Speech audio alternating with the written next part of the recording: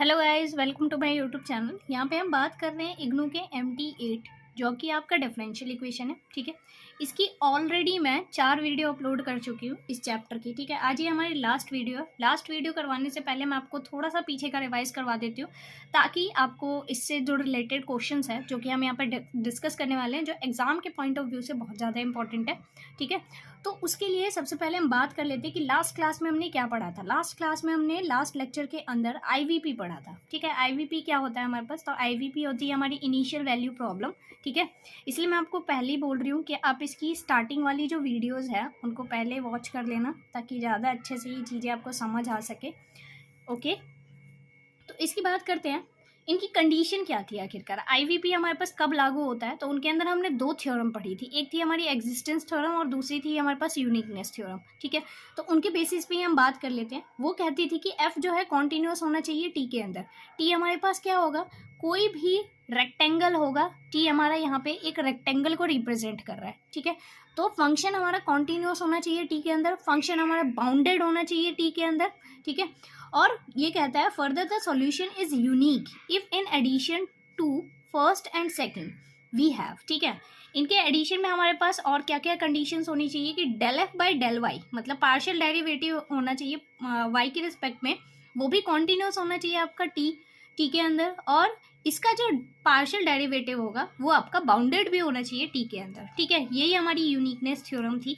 ठीक है, अब हम यहाँ पे जो पढ़ने वाले हैं ये हमारे पास कौन सी कंडीशन है ये।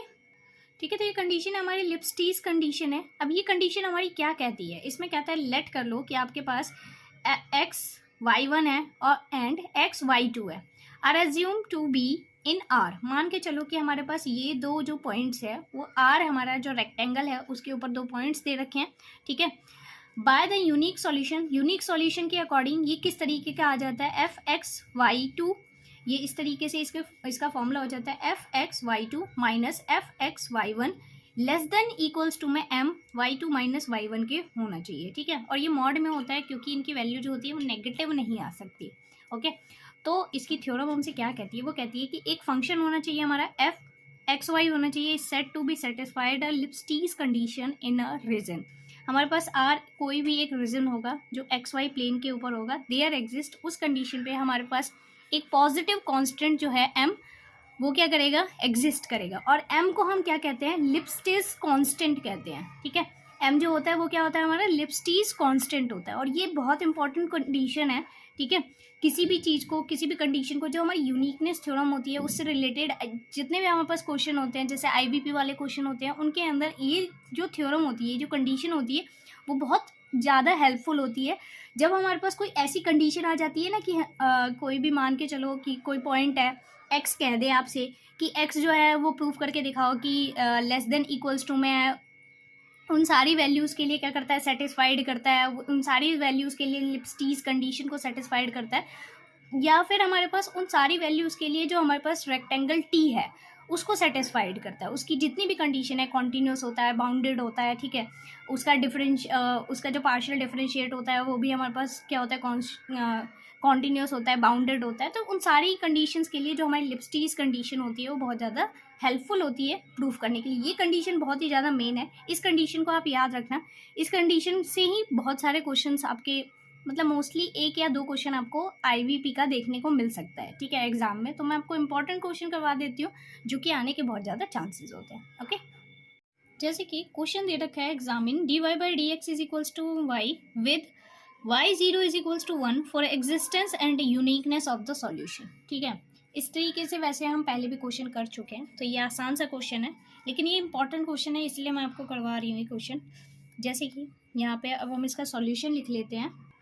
तो यहाँ देखो इसका सॉल्यूशन किस तरीके से हो जाएगा हमारा, इसको लिख लेते हैं। यहाँ पे आंसर क्या आएगा इसका, सबसे पहले हमें क्या दे रखा है, तो यहाँ पे लिखते हैं hair f(x)(y) is equals to में आपको y दे रखा है, यहाँ पे दिख रहा है आपको फंक्शन जो है वो कितना दे रखा है, y दे रखा है। और साथ ही साथ अगर आप इसका पार्शियल डेरिवेटिव करते हो y के रिस्पेक्ट में तो वो कितना आएगा, तो इसको हम लिख सकते हैं f(y) of f(x)(y) is equals to 1 आएगा, क्योंकि y के रिस्पेक्ट में ही पूछता है, तो ये निकल गया आपका 1। उसके बाद अगर आपको दिखेगा एक्स ज़ीरो की वैल्यू कितनी दे रखी है, आपको 0 दे रखी है, और वाई ज़ीरो की वैल्यू यहाँ पे आपको कितनी दे रखी है, 1 दे रखी है। ठीक है, इतना समझ आ गया। यहाँ पे देखो ना, यहाँ पे जो ये लिखा हुआ है ये क्या है, x0 है ना, ये कितनी वैल्यू है इसकी, x0 की 0 वैल्यू है, और y0 की वैल्यू कितनी होती है आपकी, 1 होती है। ठीक है, तो इतना क्लियर हो गया। अब हम यहाँ पे क्या करते हैं, यहाँ पे लिख लेते हैं इन दिस केस, यहाँ पे हम क्या कर लेते हैं, कंसीडर करते हैं एक रेक्टेंगल, कंसीडर रेक्टेंगल, ठीक है, टी, जो कि हमारा किस तरीके से डिफाइन होगा, आपको पता ही है कि जब हम एग्जिस्टेंस थ्योरम करते हैं तो उसके अंदर क्या लिखा होता है, x माइनस x0 लिखा होता है। x0 की वैल्यू कितनी है आपके पास, 0 दे रखी है, मॉड के अंदर लेस देन वो आपका a से होना चाहिए, कॉमा लगाते हैं यहाँ पे, फिर मॉड लिखते हैं, y माइनस y0 होता है, तो y0 की वैल्यू कितनी है, 1 है, तो यहाँ पे हम 1 लिख देते हैं, वो भी आपका लेस देन किससे होता है, b से होता है। ठीक है, अब यहाँ पे जैसे ही आप इसको सॉल्व करोगे और हम यहाँ पे लिख देंगे कि जहाँ पे where a and b are positive numbers, ठीक है, ये a और b क्या होंगे, आपके पॉजिटिव नंबर्स होंगे, उनके लिए ये कंडीशन सेटिस्फाइड होनी चाहिए। तो अब इस वजह से हम क्या कह सकते हैं, अगर आप इसको ध्यान से सॉल्व करके देखोगे तो आपको दिखेगा ये कि जो आपका ये फंक्शन दे रखा है ना, ये वाली जो कंडीशन है, ये क्या होगी, इस कंडीशन के अंदर जो आपका एफ एक्स वाई होगा ये आपका कॉन्टिन्यूस भी होगा, बाउंडेड भी होगा, और साथ ही साथ जो इसका ये डिफरेंशिएशन आ रहा है ना, जो पार्शियल डेरिवेटिव आ रहा है, ये भी आपका बाउंडेड है और साथ ही साथ कॉन्टिन्यूस है इस रेक्टेंगल टी के लिए। ठीक है, समझ आ गया। तो इस तरीके से इसको हमें लिखना होता है, इस वजह से हम कह देंगे कि इसका जो सॉल्यूशन होगा वो कैसा सॉल्यूशन होगा, इसका यूनिक सॉल्यूशन होगा। इसने पूछा था हमसे कि existence and unique of the solution बताना था हमें, तो ये इस तरीके से सॉल्व करके बस आपको वो दो जो 4 कंडीशंस थी उसको लिखना होता है, बस फिर उसके बाद आपका काम खत्म। लेकिन आप चेक कर लेना कि जो ये आपका गिवन रेक्टेंगल है इसके अंदर ये वैल्यूज़ जो है वो कॉन्टिन्यूस है, बाउंडेड है या नहीं है। ठीक है, अब हम एक लिप्स्टीज थ्योरम कंडीशन से क्वेश्चन करते हैं, देन उसके बाद हम आगे अपनी टॉपिक्स के ऊपर बढ़ते हैं। यहाँ क्वेश्चन दे रखा है examine dy by D X is equals to में रूट के अंदर मॉड y दे रखा है, x0 इज इक्वल्स टू 0 है and y0 is equals to में 0 है for existence and uniqueness of the solutions. हमें इसके बारे में बताना है कि क्या एग्जिस्टेंस और यूनिकनेस जो है सॉल्यूशंस की वो एग्जिस्ट करती है या नहीं करती है इस चीज़ के लिए। तो सबसे पहले इसको लिखने का तरीका मैं आपको बता देती हूँ कि क्वेश्चन आपको किस तरीके से एग्जाम में लिखने हैं ताकि आपको नंबर अच्छे मिल सके। तो सबसे पहले यहाँ पे आप अपना फंक्शन लेट करेंगे, तो यहाँ पे लिखो here F X comma Y is equals to में क्या दे रखा है, ये आपका ये दिया हुआ है, तो यहाँ पे लिख दो ये क्या है आपका अंडर रूट मॉड वाई है। ठीक है, लिख दिया हमने इसे। अब लिखो यहाँ पे वेयर वाई कितना दे रखा है आपको, सॉरी y0 की वैल्यू आपको 0 दे रखी है और x0 की वैल्यू आपको 0 दे रखी है ना, यही तो दिया हुआ है इसमें।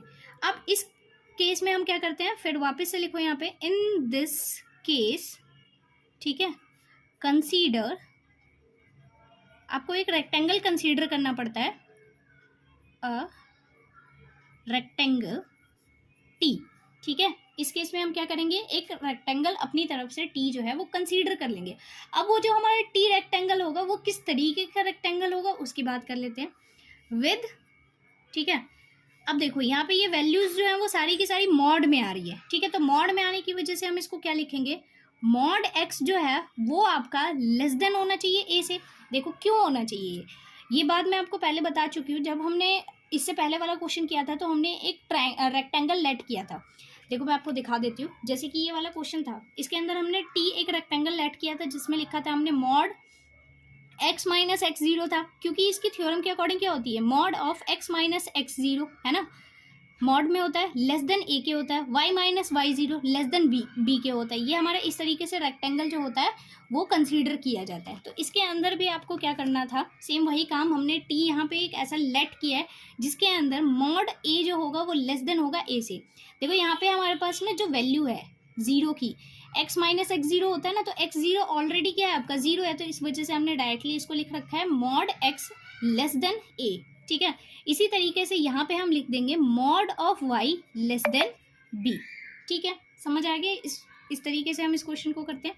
उसके बाद साथ ही साथ हमें ये भी लिखना होता है कि ए और बी हमारे हैं क्या। तो ए और बी हमारे क्या होते हैं, पॉजिटिव नंबर्स होते हैं। तो यहाँ पे लिख दो where A and B are positive numbers. Is that clear? यहाँ तक समझ आ गया? उसके बाद अब हमें क्या करना होता है, इस जो फंक्शन हमने लेट किया है इसको हमें कॉन्टिन्यूस दिखाना होता है और साथ ही साथ बाउंडेड दिखाना होता है। तो अब हम इसको लिख देते हैं यहाँ पे कि फंक्शन जो है आपका F X comma Y is continuous, है ना, कॉन्टिन्यूस होगा। सिंपल से देख रहा है आपको कि ये 0 0 हो रहा है, तो 0 0 होने की वजह से यहाँ पे ये क्या हो गया, जो इसकी वैल्यू आएगी मॉड की वो हमेशा क्या होगी, लेस देन होगी ए से, और इसकी वैल्यू भी क्या होगी, लेस देन होगी बी से। ठीक है, सारे के सारे पॉजिटिव नंबर्स के लिए जब आप इसे सॉल्व करोगे तो ये क्या होगा, एक कॉन्टिन्यूस फंक्शन हो जाएगा। ठीक है, तो यहाँ पे क्या हो जाएगा, कॉन्टिन्यूस एंड बाउंडेड। ठीक है, ये क्या होगा आपका, कॉन्टिन्यूस भी होगा और बाउंडेड भी होगा इन एनी रेक्टेंगल।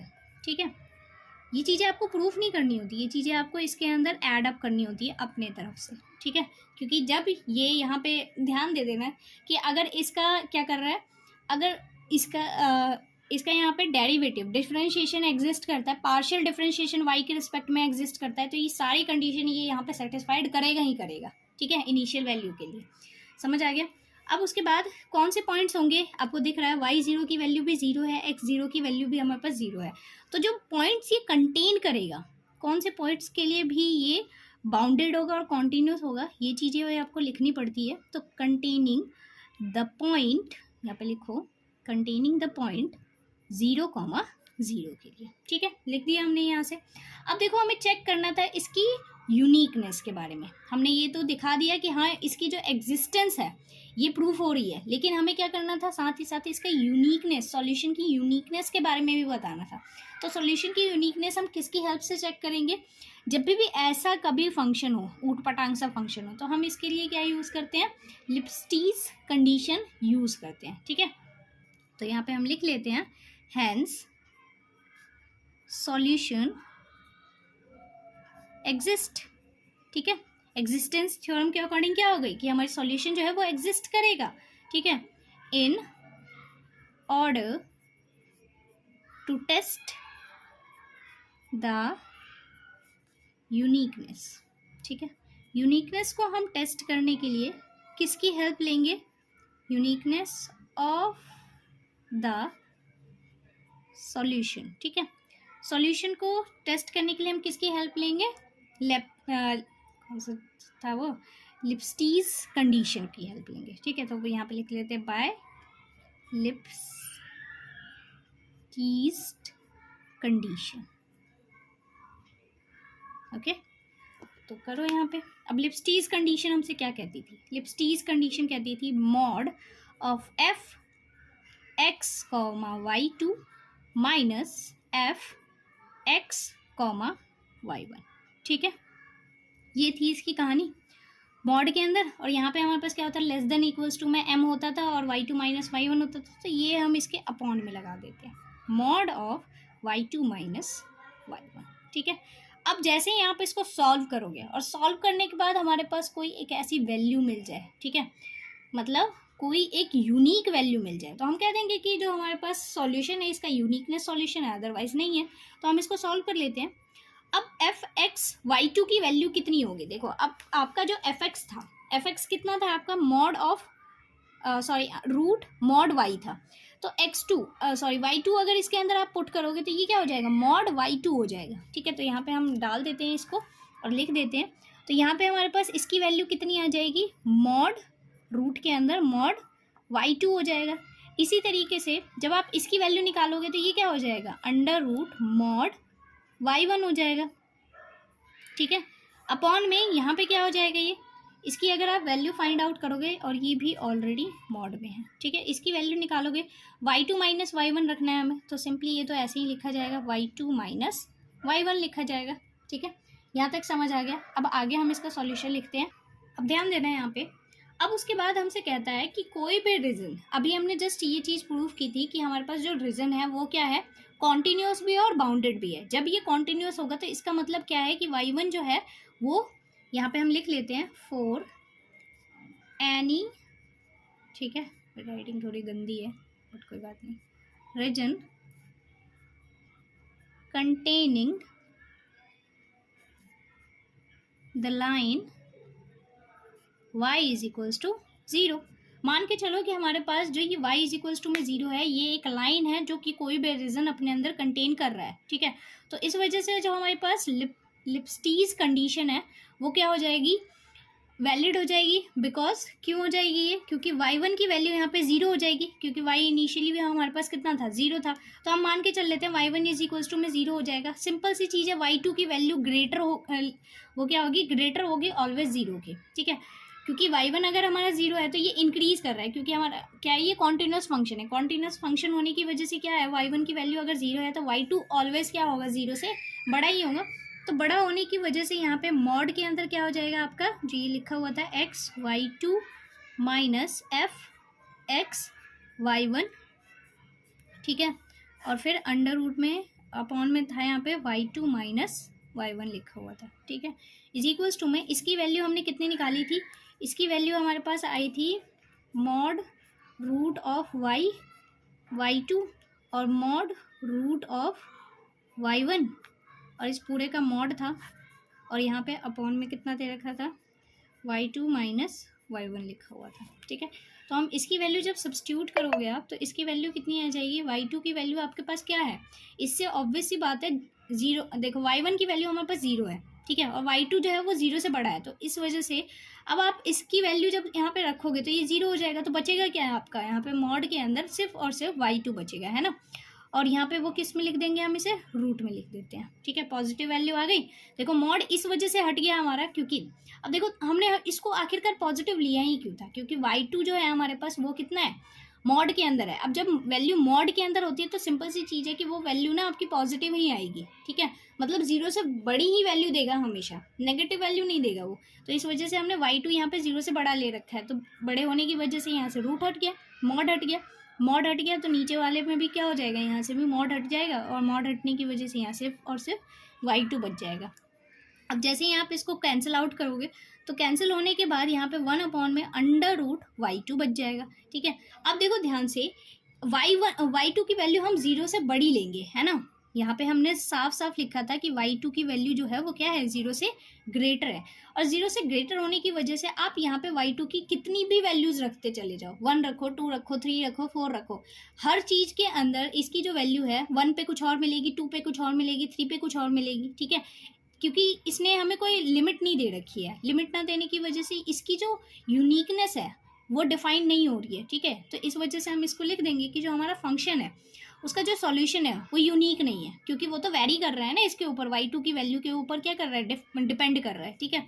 तो इस वजह से यहाँ पे जो सॉल्यूशन होगा, तो यहाँ पे लिख दो सॉल्यूशन इज नॉट यूनिक, ठीक है, यूनिक नहीं है, क्योंकि यहाँ पे इसका कोई भी फिक्स्ड कांस्टेंट ही नहीं है, कांस्टेंट नहीं है, तो इसका मतलब क्या है कि ये सॉल्यूशन जो है वो हमारा यूनिक नहीं है। आई होप इतना आपको समझ आ गया होगा। यहाँ पे बात करते हैं फिजिकल सॉल्यूशंस कैसे होते हैं। इसमें कहता है differential equations arise not only out of consideration of families of geometric curves, ठीक है। डिफरेंशियल इक्वेशन सिर्फ और सिर्फ हमारे पास ज्योमेट्रिक कर्व्स जो होते हैं उनके लिए ही नहीं होती है, लेकिन साथ ही किसके लिए होती है, attempt to describe physical problems in mathematical terms, ठीक है। जो फिजिकल प्रॉब्लम्स होती है उनको भी मैथमेटिकल टर्म्स में हम किस तरीके से ड्राइव कर सकते हैं। जैसे कि हमारे पास यहाँ पे एक इनिशियल वैल्यू प्रॉब्लम होती है, उसको हम कैसे लिखते हैं, dy/dx। आप सभी को पता होगा कि जो dy/dx है वो किस चीज़ को डिनोट करता है, ठीक है। मुझे कमेंट करके जरूर बताना कि dy/dx का मतलब क्या होता है, ठीक है। आप डिफरेंशियल इक्वेशन पढ़ रहे हो, आपको इतना तो जरूर पता होना चाहिए कि हम जब dy/dx लिखते हैं किसी भी टर्म्स के अंदर तो उसका मीनिंग क्या होता है, ठीक है। यहाँ पे लिखा हुआ है dy/dx इज इक्वल्स टू में ky, ठीक है, ये दे रखा है। और इनिशियली ये कहता है कि y जब हमारे पास t0 होता है तो y की वैल्यू कितनी हो जाती है, y0 आ जाती है, ठीक है। जहाँ पे हमारे पास k जो है वो क्या दे रखा है, प्रोपोर्शनैलिटी कांस्टेंट दे रखा है। अब ध्यान से सुनना कि आखिरकार ये चीज़ें जो है वो यूज़ कहाँ कहाँ की जाती है, ठीक है। कि आपको पता है कि हमारे पास एक प्रोपोर्शनैलिटी कांस्टेंट की तरह वर्क करता है। जब हम फिजिकल थ्योरीज की बात करते हैं तो फिजिकल थ्योरीज के अंदर जो ये टर्म्स होती है, ये जो हमारे पास फिजिकल सॉल्यूशंस होते हैं, ये सबसे ज़्यादा यूज़ किए जाते हैं। कहाँ यूज़ किए जाते हैं? या तो ये किसी चीज़ के ग्रोथ रेट को दिखाते हैं या उसके डिके रेट को दिखाते हैं, मतलब उसके या तो बढ़ने के रेट को दिखाते हैं या किसी चीज़ के ख़त्म होने के रेट को दिखाते हैं। अगर हम बायोलॉजी के अंदर बात करें तो बायोलॉजी के अंदर ये जो होते हैं किस चीज़ के रेट को दिखाते हैं? मान के चलो कि कोई भी बैक्टीरिया है, वो अपनी पॉपुलेशन को क्या कर रहा है? ग्रो कर रहा है।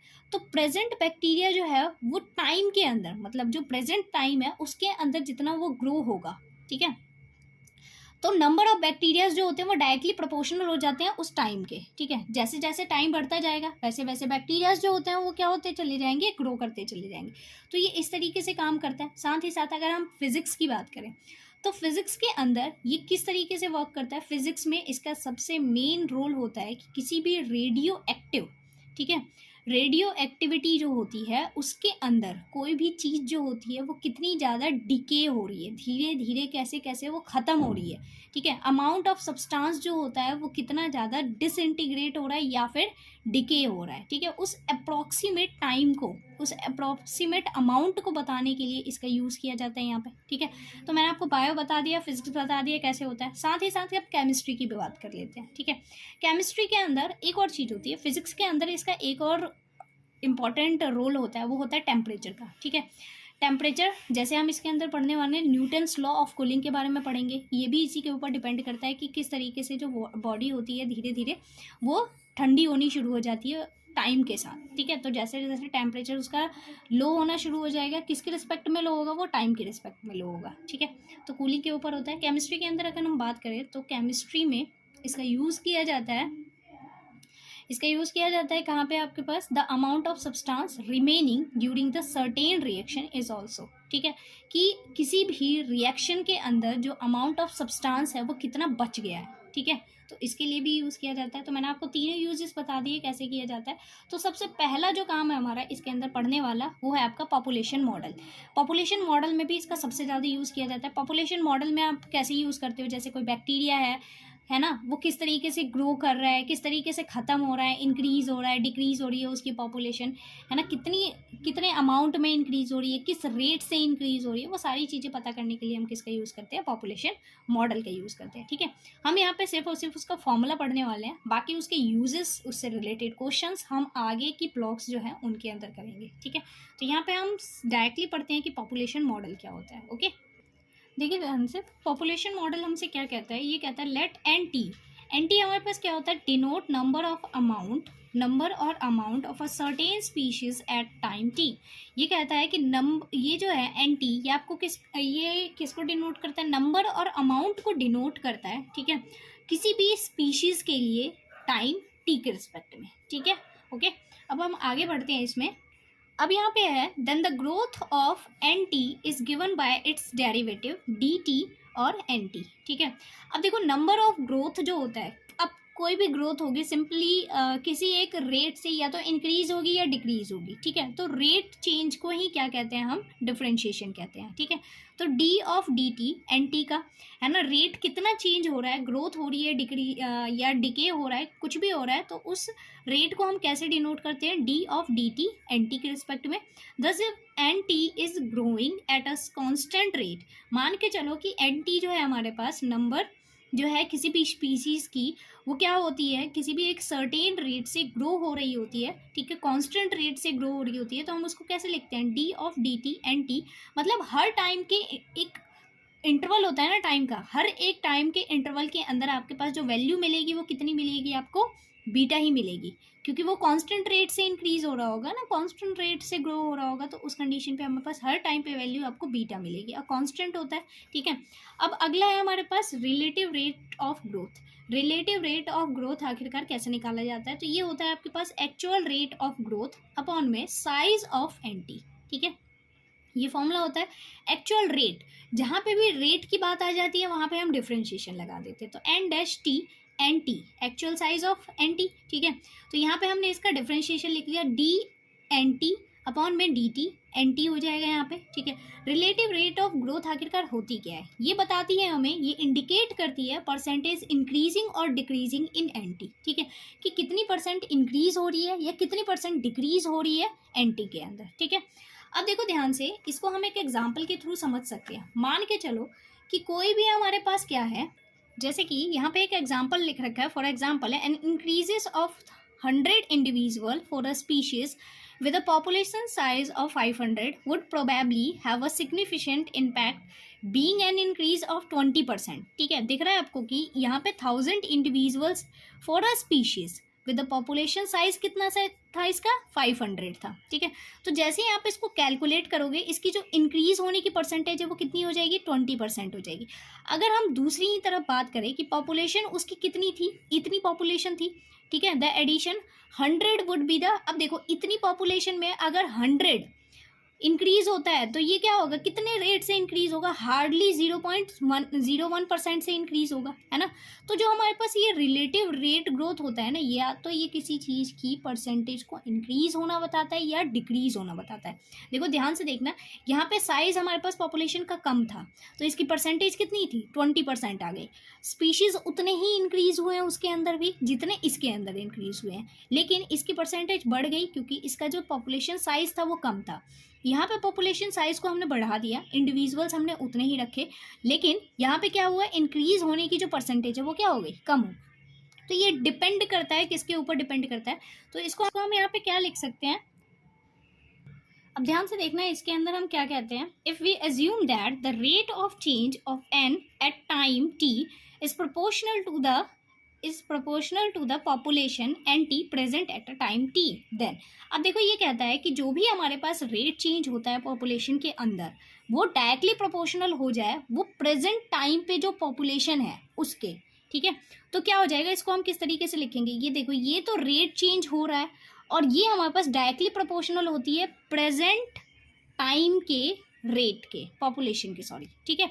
ये रेट चेंज प्रेजेंट टाइम के पॉपुलेशन के डायरेक्टली प्रोपोर्शनल होती है। सिंपल सी चीज़, जैसे जैसे आप टाइम बढ़ाओगे वैसे वैसे ये पॉपुलेशन जो होगी इसके अंदर चेंज आना शुरू हो जाएगा, लेकिन ये डायरेक्टली प्रोपोर्शनल होगी ना इसके, क्योंकि अगर ये बढ़ेगी तो ये भी बढ़ेगा, ये घटेगी तो ये भी घटेगा, सिंपल सी चीज़ है ना।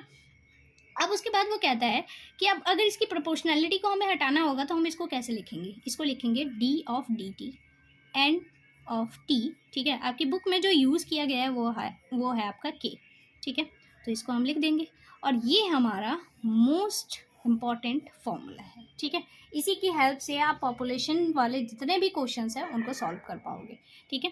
तो यहाँ पे हमारे पास एक कंडीशन है जहाँ पे के जो है वो कांस्टेंट का काम करता है। अगर हम क्या करते हैं, एन हमारा इंक्रीज होता है, ठीक है, ये जो पॉपुलेशन है वो इंक्रीज होती है टाइम के रिस्पेक्ट में, टाइम के साथ साथ, तो उस कंडीशन पे के की वैल्यू कितनी हो जाएगी, जब ये इंक्रीज होगा तो के की वैल्यू 0 से ग्रेटर हो जाएगी, ठीक है, इक्वेशन के अंदर, इस वाली इक्वेशन के अंदर। अगर ये क्या होता है, एन जो होता है वो डिक्रीज होता है टाइम के रिस्पेक्ट में, तो उस कंडीशन पे के की जो वैल्यू है डिक्रीज होने के टाइम पे वो क्या हो जाएगी, लेस देन इक्वल्स टू में 0 हो जाएगी। समझ आ गया, ये इस तरीके से काम करते हैं। उसके बाद क्या होता है, अब नॉर्मली अगर हम यहाँ पे मान के चल लेते हैं कि इनिशियल टाइम पे, ठीक है, जो हमारे पास पॉपुलेशन थी वो कितनी हो जाती है, इनिशियल टाइम पे पॉपुलेशन मतलब N0 जो है वो क्या होगी, इनिशियल टाइम पे पॉपुलेशन होगी, ठीक है। किस टाइम पे होगी, एट T0 पे, टाइम इनिशियल तो पॉपुलेशन भी हमारी इनिशियल हो जाएगी। अगर आप इसके अंदर वैल्यूज़ को सब्स्टिट्यूट करते हो तो T0 की जो वैल्यू है वो कितनी आ जाएगी, N0 हो जाएगी सिंपली, ठीक है। मतलब इनिशियल टाइम पे मान के चलो अगर हमारे पास पॉपुलेशन 0 सेकंड की बात करें तो हमारे पास जो पॉपुलेशन होगी वो भी तो 0 ही होगी ना, 0 सेकंड में तो कोई पॉपुलेशन बढ़ ही नहीं सकती ना। तो इस वजह से वो उसके ऊपर डिपेंड करता है कि आखिरकार आप वैल्यू को किस तरीके से कैलकुलेट कर रहे हो, ठीक है। तो ये हमारा मेन फॉर्मूला था, ये हमारी कंडीशन थी इनिशियल वैल्यू के लिए, ठीक है। इनिशियल वैल्यू प्रॉब्लम से ही इसको सॉल्व किया जाता है, इसीलिए इनिशियल वैल्यू हमारे लिए बहुत इंपॉर्टेंट होती है, ओके। अब बाकी 2 बचे हुए हैं उनको करते हैं और फिर वीडियो ख़त्म करते हैं, ओके।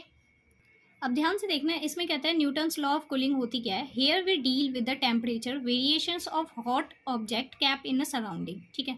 यहाँ पे हम क्या करते हैं, किसी भी हॉट ऑब्जेक्ट के ऊपर उसके टेम्परेचर के वेरिएशंस को देखते हैं, ठीक है, जो किसी एक सराउंडिंग के अंदर रखा गया है, which is kept at a constant temperature से T0। मान के चलो कि हमारे पास इनिशियल जो टेम्परेचर है उसका वो T0 है।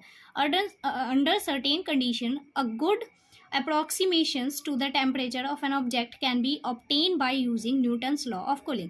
अब हम इसके टेम्परेचर के अंदर जितना भी गैप आएगा, ठीक है, जो भी वेरिएशंस आएगा उसको निकालने के लिए हम किसका यूज़ करते हैं, न्यूटन्स लॉ ऑफ कूलिंग का यूज़ करते हैं। ये फिजिक्स का लॉ है बेसिकली हमारे पास। Let the temperature of the object T, मान के चलो कि हमारे पास ऑब्जेक्ट का जो टेम्परेचर है वो टी हो गया, तो उस कंडीशन पे टी जो होगा वो क्या होगा आपका, ग्रेटर देन इक्वल्स टू में होगा T0 के। सिंपल सी चीज़ है कि जब बॉडी जो होती है वो क्या करती है, ठंडे होने लगती है, ठंडी होने लगती है, तो उस कंडीशन पे वो क्या करती है, अपनी बॉडी से हीट को रेडिएट करती है, ठीक है, मतलब रिडक्शन होता है उसकी बॉडी के अंदर टेम्परेचर का, ठीक है। टेम्परेचर का रिडक्शन होने की वजह से जो ये वाला टेम्परेचर है वो पहले वाले टेम्परेचर से क्या होगा, ज़्यादा ही तो होगा, मतलब धीरे धीरे वो ठंडे होने की तरफ जाएगी। तो इसका मतलब ये इनिशियल टेम्परेचर था और ये फाइनल टेम्परेचर, मतलब ये इससे क्या होगा, बड़ा होता चला जाएगा, ठीक है। Newton's law of cooling state that the rate at which the temperature T of T, मतलब टेम्परेचर टाइम के रिस्पेक्ट में change in a cooling body is proportional to the difference between the temperature of the body and the constant temperature T0, ठीक है। जो body का temperature था और जिस रेट से वो क्या हो रही है, मतलब कांस्टेंट रेट से क्या हो रही है, अपने आप को, अपनी बॉडी को क्या कर रही है, कूल कर रही है, वो उसके डिफरेंस के क्या होता है, डायरेक्टली प्रोपोर्शनल होता है of the surrounding medium. That is, उस कंडीशन पे हम इसको कैसे लिखते हैं, ये डी ऑफ डी टी होता है, टी ऑफ टी जो होता है डायरेक्टली प्रोपोर्शनल होता है टी ऑफ टी के माइनस में T0 के। ये आपको पता है कि ये हमारे पास क्या है, ये डायरेक्टली प्रोपोर्शनल होता है इन दोनों के डिफरेंस का। ये जो होता है ये क्या होता है हमारे पास, टेम्परेचर ऑफ द बॉडी होता है माइनस कांस्टेंट टेम्परेचर, ठीक है। ये जो कांस्टेंट टेम्परेचर जिससे वो क्या होना शुरू हो रही है, कूल होना शुरू हो रही है, ठीक है। जब ये प्रोपोर्शनैलिटी हटेगी तो यहाँ पे के लग जाएगा, और ये हमारा मेन इंपॉर्टेंट फॉर्मूला है न्यूटन्स लॉ ऑफ कूलिंग के लिए, ठीक है। उसके बाद हमारे पास नेक्स्ट आता है जिसको कहते हैं radioactive decay. Radioactive decay जो होता है वो क्या होते हैं, many substances are radioactive. आपको पता ही है कि जो हमारे पास बहुत सारे सब्सटेंस होते हैं रेडियो एक्टिव होते हैं। This means that the atoms of such a substance break down into atoms of other substance. बहुत सारे ऐसे सब्सटेंस होते हैं जो अलग अलग टाइप के एटम्स के अंदर क्या हो जाते हैं, ब्रेक हो जाते हैं। In physics it has been notice that the radioactive material at a time T decay at a rate proportional to its amount. अब देखो यहाँ पे मेन चीज़ है कि कोई भी जो रेडियो एक्टिव मटीरियल होता है टाइम टी के रिस्पेक्ट में क्या होना शुरू हो जाता है, धीरे धीरे वो डिके होना शुरू हो जाता है। Decay at a rate proportional to its amount.